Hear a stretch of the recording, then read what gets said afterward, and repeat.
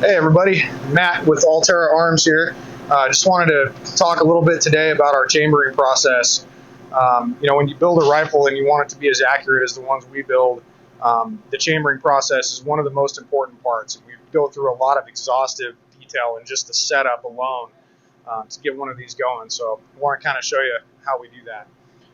Got a customer's 7 PRC Obsidian package here that we're getting started on. We have the stock hanging out in here, some other various parts, the work order, and over here we have his barrel. This is kind of the first thing that I'm going to get going on, is doing this barrel. I've already put this in the manual lathe and cut this blank to length. The bore is already cut into here also, and the rifling is already in there. So that's the state we're going to start with this thing in. So once I cut the ends of it off, then I'm going to clean it just like you normally would with any rifle barrel. I've got a cleaning rod, jag, patches, some fluid over here, and clean this thing all the way out. And then we're going to go in here with a bore scope and look all the way down the bore and look for any imperfections that are going to rule this thing out right from the beginning. We do a visual inspection first just to make sure there's nothing funky going on. Once that's done, then we're going to put it into the CNC lathe behind me, do close to a 2-hour setup on it, and then we'll be ready to start cutting in there. So stay tuned. We're just going to kind of go all the way down. You'll see occasionally, a little something, patch fiber maybe that got grabbed. Nothing really to be too concerned about.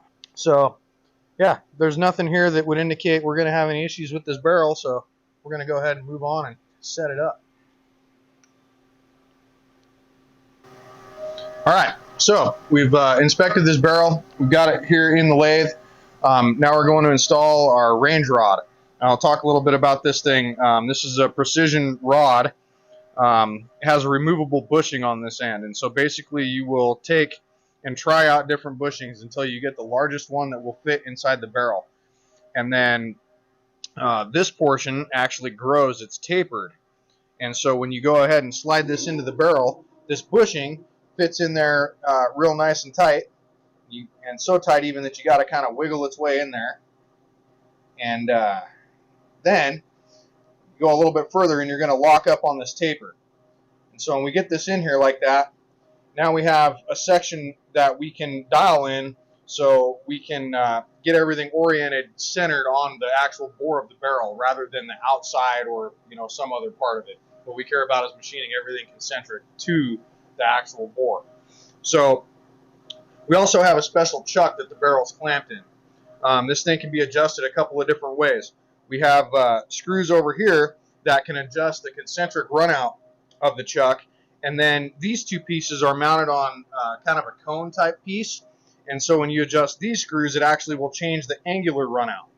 And so we'll put a dial indicator out here on the rod and adjust the angular runout. And then once we have that good, we're going to move in and adjust the concentric runout up next to the nose of the barrel. And then we're going to have to go back and forth, several times, getting it a little bit closer each time until basically we don't have any movement on that rod.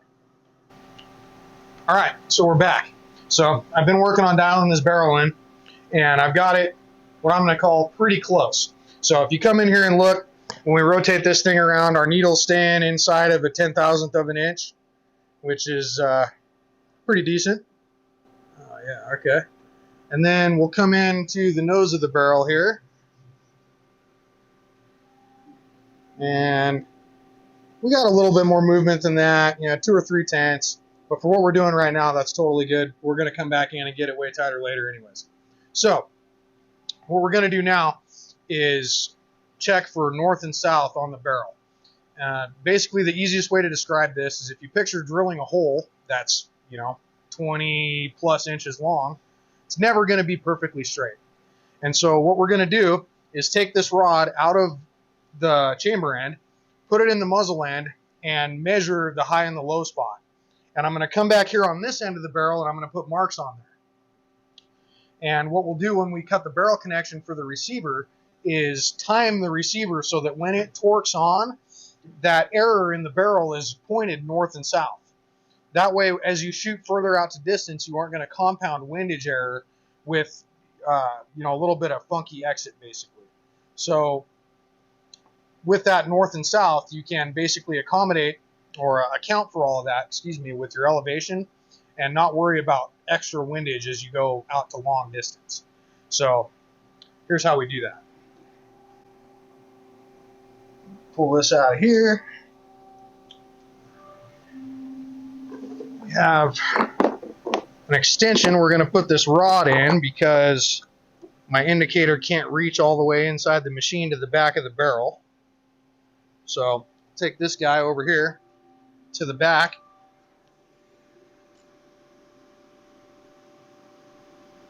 Slide this rod in. And then I'm just going to kind of visually see where it looks like the high spot is. Looks about right there. And then we're going to put a indicator on there. So you can kind of see as this thing moves, the high and the low spot's actually pretty visually apparent. But we want to make sure we're right on it. So I'm going to put this indicator on here. And then you'll see as we rotate, that right there is the true high spot. So I'm going to go around to the barrel shank and scratch a mark on there. We use this level on this side because a straight on a round, when it's level, will be the highest point.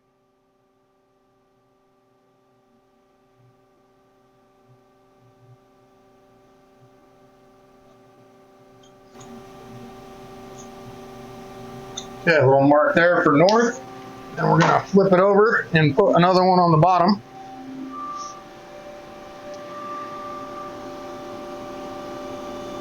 So that looks like about the low spot, but we'll just reconfirm with the indicator here. A low spot right there.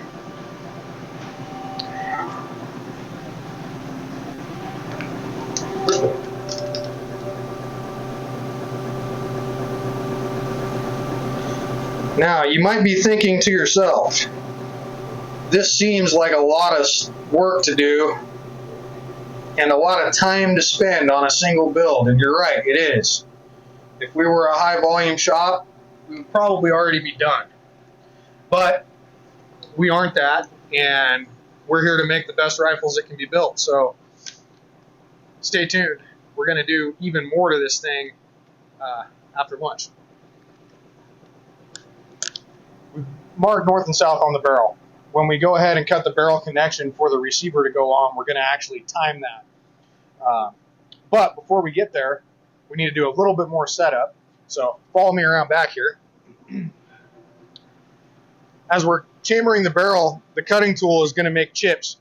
And those metal chips, you know, inside, if they don't get flushed out, are going to kind of grind away, you know, leave a bad finish inside. You might have seen, you know, the shoulder of a high production rifle chamber, and they look all kind of groovy and a little bit nasty, where ours look really smooth and nice. The main way we can achieve that is by running coolant through the barrel while we're cutting. So this device here, we have a hose that's coming from the machine's coolant pump, goes to a valve that we can turn this on and off, and then this apparatus here is spring loaded. So we'll actually push this in. When this nose contacts the barrel, this is going to collapse in on itself a little ways, but it's going to keep spring tension on it. And then when we actually go to cut the chamber, we can open this valve and spray coolant through the barrel rather than just at the tool from the machine turret. So here we go.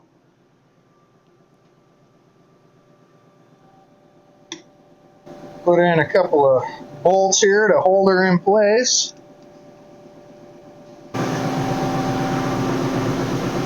Now we're just going to go through here and do a little bit more dialing in. When we get that done, we'll move on to a couple other steps, and the setup will be done. We'll be ready to cut some metal. So why do you have to dial so long? So we've got this thing pretty close. We really kind of spare no expense in this part of the process because having everything perfectly aligned is really the recipe for building an accurate rifle. So if we weren't to put all the effort into all of this setup, we would expect the rifle to not perform as well at the range and not be as good of a shooting experience. So all of this stuff, put together is all going to add up to really the best rifle that you can buy.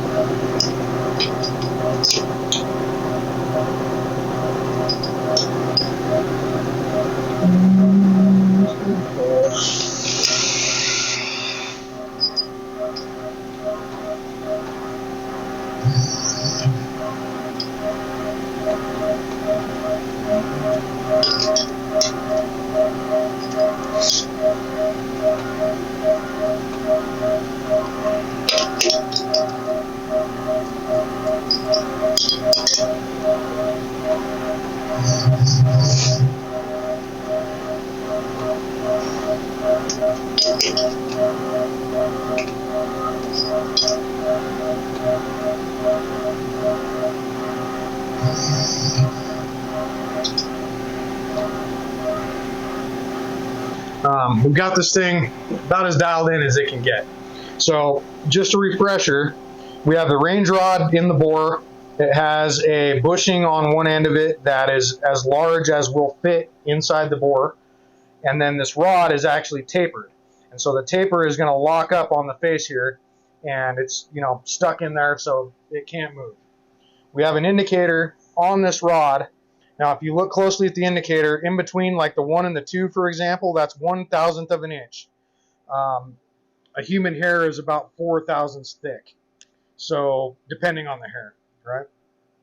So, we're going to go ahead and turn this thing on to 1,000 RPM. We'll show you what kind of run out or, indicated movement this thing has. And you can see that needle basically isn't moving. We'll go ahead and put some tension on it just so you can see that it wasn't bottomed out. Do it again here. So as you can see, we're running really nice and true up there. And we'll back out here to the nose to just check how angularly straight everything is, and we'll kick it up to speed one more time. And as you can see, we have no movement at all. So everything is spinning very nice and true according to the bore. Now, what we're going to do after this is we're actually going to pull that rod out, because if you can picture, we have the piece of metal we're actually going to cut and another piece of metal inside of there that we're measuring off of. There's some amount of slop there, and we want to tune that out of the setup and make sure we're exactly concentric to the actual metal we're cutting. So we're going to pull this rod out of there. We're going to reach in there with a long indicator, and we're going to measure where we actually are on the lands and grooves, right where the throat of the chamber is going to be cut. And the reason we do that is the throat is the part of the chamber where the bullet is going to first contact the rifle. And we want that to be cut as perfectly straight and concentric with the rest of the bore as possible, because when the bullet first contacts that initial area, it can either go in nice and straight and therefore come out nice and straight, or it can get kind of kicked at a funky angle, and then as you picture it come out the other end of the barrel, it'll be doing some kind of weirdness and not flying nice and straight. So we're going to dial in right to the throat area of the chamber, and as we set in the reamer, we will also dial that in concentric to the axis of rotation of the spindle, and make sure when those two things come together, they're perfectly concentric. More than you need to know, probably. So we got this long indicator here, and we're going to reach into where the throat is inside the chamber. I'm going to try to just kind of get it oriented to where it's going to go straight in, and then I'm going to stop at the nose of the barrel and zero the relative coordinates in the machine so I can use it to tell me how deep I've gone into the chamber. So we'll go up here, going to use our relative numbers here. I'm going to zero that out. And now as you watch us go in, that'll show us where we are to hit this particular 7 PRC throat. We're going to go 2.6 inches deep. Should be about right there. No, 20th out too far. Okay, so now we're going to put a little load on this indicator, and we're going to watch this thing measure the lands and the grooves. So as you can see on our indicator here, we're kind of all over the place. And the reason you'll see that is you have a little bit of built-in slop using that rod inside of there. So we're going to go ahead and dial to the actual lands and grooves, and when I get that right, we'll come back in, show you what that looks like, and then we'll be almost ready to cut it. All right, so we've got our long nose indicator in here, and we're trying to dial ourselves concentric to the lands and grooves of the actual bore of the barrel. We're going to come in and zoom in here, and you'll see as I rotate the chuck around, the needle, it's going to jump up, and that's going to indicate where it drives over the land, and then it's going to drop down into the groove. And so what we're looking for is that it is basically going to come up and settle in the same spot as it goes over the main part of the land, and then when it drops into the groove, it's going to kind of bottom at the same spot also. It's going to look kind of like a metronome as we ride over the top of those grooves and down into those valleys in the lands, or vice versa, right? So watch this thing. All right, so as you can see, we're coming up to about 4/10 each time, and then we're dropping down to about 1 thou and 2/10 each time. And it's very consistent. So now we know that as this barrel rotates in the spindle, anything we do to it, removing material, is going to be perfectly concentric to the bore. And then when the assembly goes together, from the back of the bolt that's held inside the receiver all the way down and out through the crown of the muzzle at the end of the bore, everything is perfectly straight. The amount of time we put into this, can be seen in the cost of our rifle. A lot of other guys who build guns are going to spend way less time doing all these things, and when we do all this stuff, it all directly relates to results at the range. So we've got everything in here perfectly concentric. Now we're going to do some cutting on the barrel. We're going to cut the barrel connection. We're going to time the receiver to the north and south that we marked before, and then we're going to start cutting the chamber. We're going to basically rough everything out, and then when we go to bring in the chamber reamer, we're going to dial that in perfectly concentric to the bore itself. The reason we wait to do that until the end is because this machine has a whole bunch of tools inside the turret, and when the turret moves and it changes tools, it indexes back to really close to the same spot, but there is a little bit of error there, and we want to have that out of our process too. So when it's time to chamber, we never do another tool change until the chamber process is complete. So stay tuned, we got a little bit more setup to go.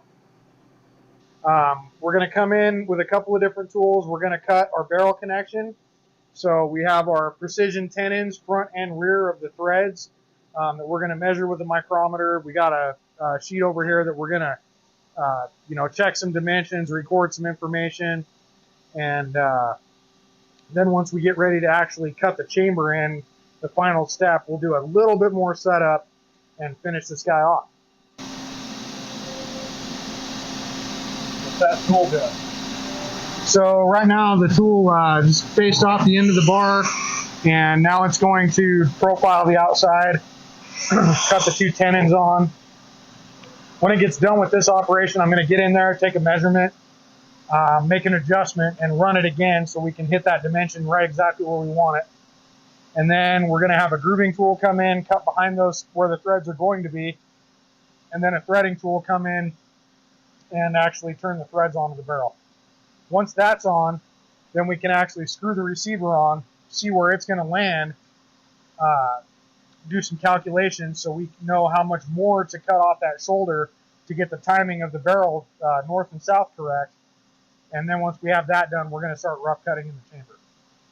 All right, so this thing got done taking its first pass at cutting the tenons on this thing. I'm going to jump in here with a micrometer, take a measurement, and then we'll make an adjustment and cut it again so we hit this right on the money. We're measuring this guy down to 4 decimal places here. So, all right, looks like we got just a tiny adjustment here to go. And we'll rerun this guy. And while we're doing that, we're going to hand lap the action in, which is something we do to every receiver and bolt combo to kind of make them a matched pair. So let me make this adjustment and we'll get on that. Okay, so another part of our process that we do here that I'm not certain that everyone else does is we'll actually make our bolt and receiver a matched pair. And the way we do that is by lapping these two together with abrasive compound. So I've got a little 220 grit here. We're going to dose our finger up with a little bit, and we're going to apply it down inside on the back side of the press ramps. A little bit on each side here. I don't know if you can see in there. Maybe you can't. Might be kind of hard. But we got some goop in there. And then we have this here plunger tool. This is spring loaded. And so when we screw this into the receiver and we push the bolt in there, that's going to keep some backward pressure on the bolt and allow that abrasive to wear in this surface on the back side of the bolt so we get nice, even, full contact. So we'll send this in here like such and just start working that abrasive back and forth. Usually it helps if you have like heavy metal on the speaker, and then you can lap it in time to the beat. All right, so we're going to pull this out and wipe this off here, and what we're looking for is a nice shiny surface. Maybe remove the coating there. We have nickel boron coating on the outside of the bolt, so we want to make sure that that's all nice and even.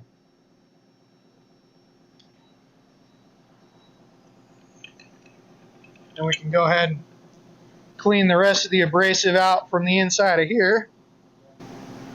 And then we can put this assembly down in the solvent tank and just work it back and forth several times and get the rest of that abrasive back out of there. Definitely don't want that continuing to wear things in an accelerated pace once we get the rifle put together. So make sure that's all clean and nice, and then get this guy blown dry and continue on.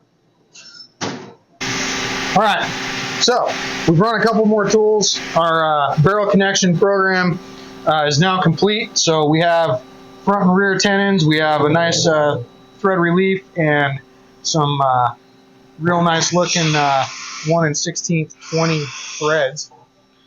So now we're going to screw our receiver on there and just see where everything lines up relative to the timing marks we put on earlier. See how we did today.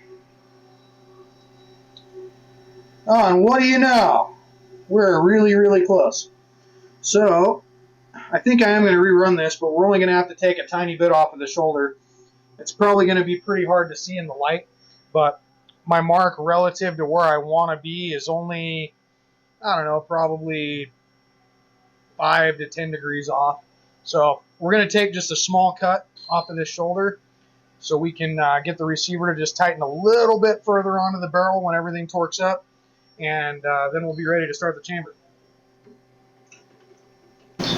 All right, so most of you watching, probably like a lot of us in here, we like to hunt, we like to go out in the woods and do our thing. Well, it's not always in the woods when you're hunting. It's fly season here at AllTerra, and so we've been doing a little bit of fly control.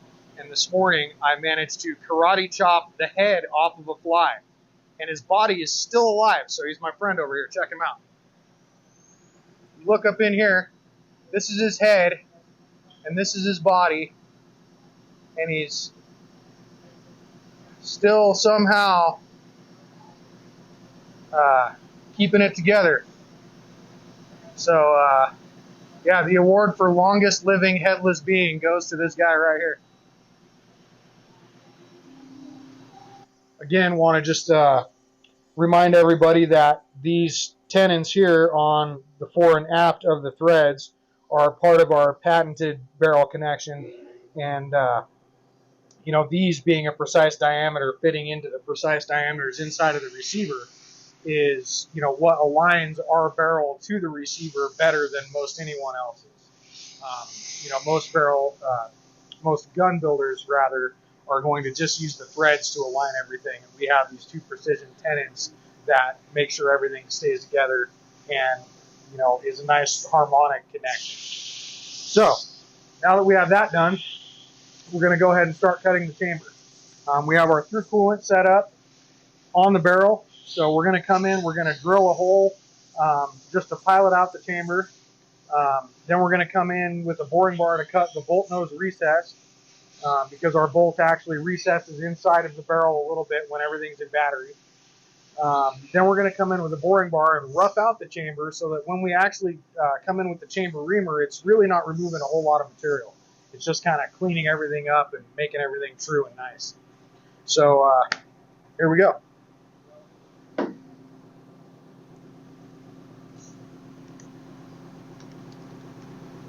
We've got just a regular drill here coming in to kind of pilot the chamber out.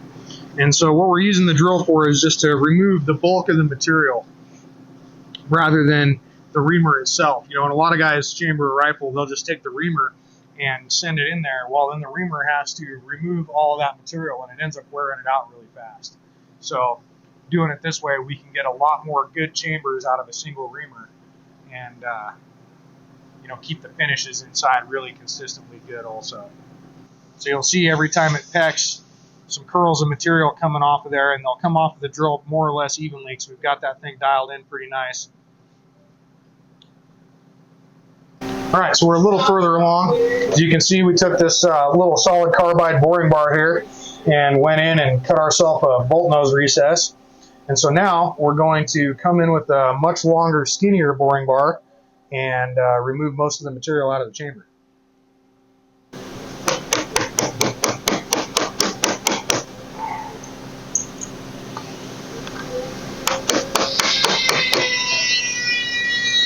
And just like that, we got our extractor installed.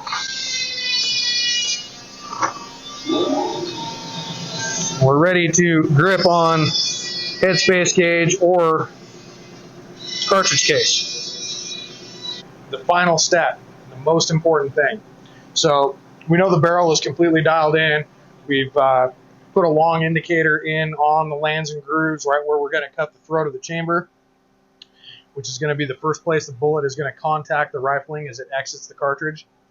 So when you make the chamber, we also need to dial in the tool that creates that area so that when the bullet comes out, it has a nice place to hit. So we have in here our same dial indicator that goes down to 1/10 of a thousandth of an inch, and we have it positioned on the cutting edge of the flute of the reamer where it's going to cut the throat. And so we'll see as we rotate this around, the needle coming up and landing in the same spot, showing that we're concentric to the rotation of the spindle. So you watch this thing come up. This is going to be hard to show probably, but we're going to hit about 1 thou there, and then we can watch on the mirror as we come up to 1 thou there. Then we're going to come up there again. Then one more time. And then we should probably be able to see it coming up there and there. So as we go all the way around, we're getting the same reading on that indicator. So we know that as the spindle turns and the reamer makes its way into the barrel, everything's coming together perfectly concentric. So we'll cut this, take a measurement, do another couple of cuts, and we'll check back up with you when the chamber is done.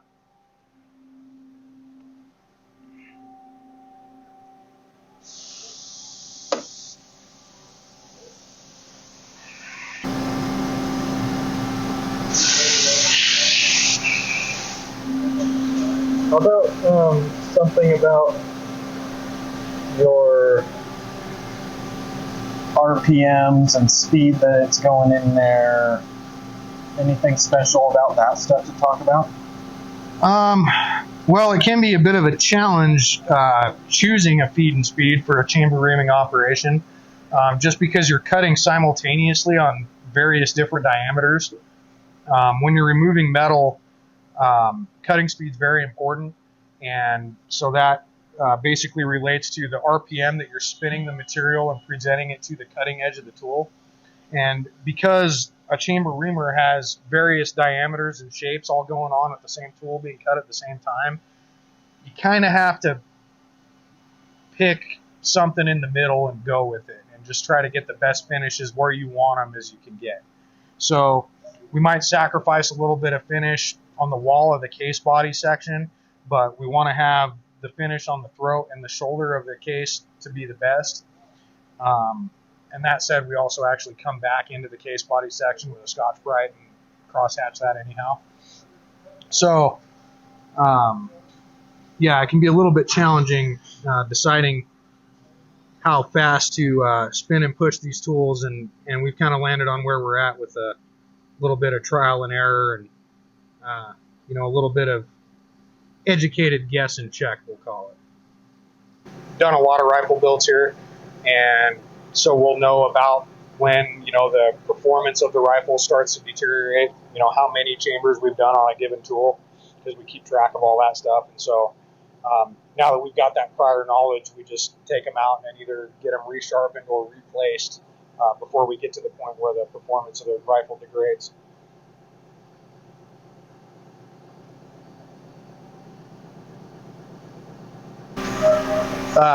Yeah, so we got this chamber all the way cut. It's done.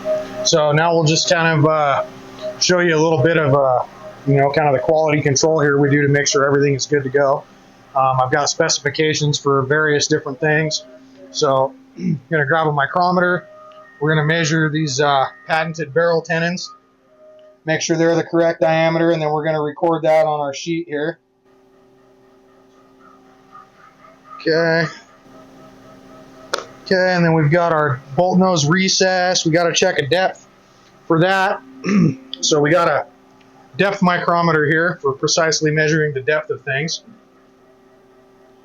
Right on the money. I'm going to check the distance back to the shoulder while we're in here. Also is good. Okay, now we're going to check the bolt face diameter.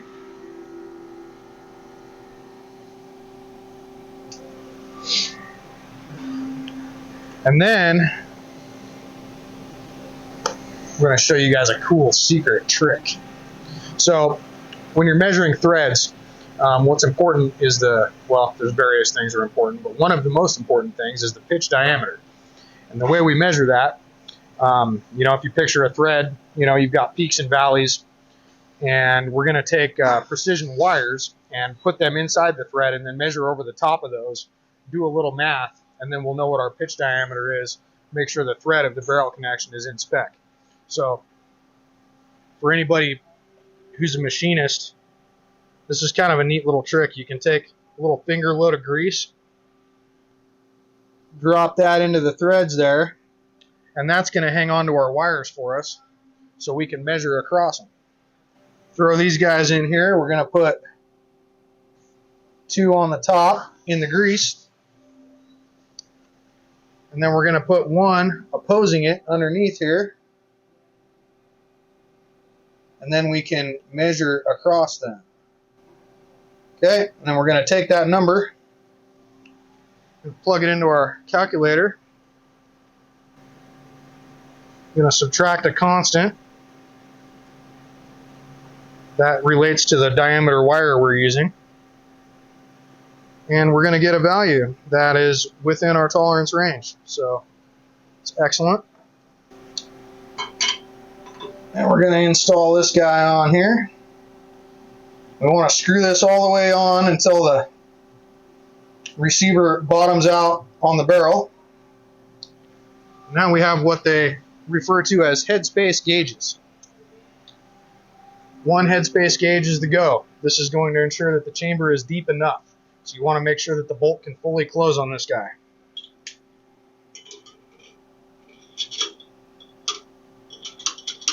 Fully closed, and we've got just a tiny little bit of play in there. We want that so when we actually torque this thing on and we lose a little bit of that space, we still have enough. So now we're going to pull this guy out. Now we have a no-go gauge. This is going to make sure that the chamber isn't too deep. We want to make sure the bolt does not close on this one. Put it in. Nice positive hard stop. There's no way you're going to force that closed. So we know our headspace is good. So now we can go ahead and pull this stuff out. Now we're going to get the most important tool of all. This right here. A popsicle stick with Scotch-Brite glued to it. Super glued, by the way. We're going to kick this guy up to 500 RPM. We're going to go in there and just create a crosshatch in the case body section of the chamber. What that does is when your rifle fires and the brass swells inside the chamber, it keeps it from sticking. If your chamber wall is really nice and smooth, the two parts will kind of stick and lock together, where if we break up the surface with this crosshatch, it'll allow it to come back off the wall of the chamber and contract after it's expanded. Gives you a nice smooth extraction ejection.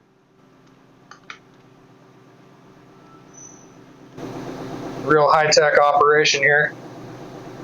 You want to make sure that after you go one way for a little while, you stop, reverse, go the other way.